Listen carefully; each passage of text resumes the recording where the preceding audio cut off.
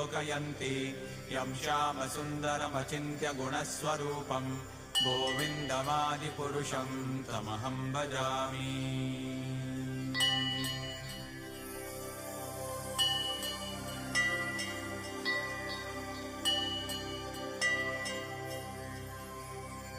रामादिमूर्तिषु कलानियमेन तिष्ठन् नानावतारमकरोत् भुवनेषु किन्तु कृष्णः स्वयं समभवत्परमः पुमान्यो गोविन्दमादिपुरुषं तमहं भजामि।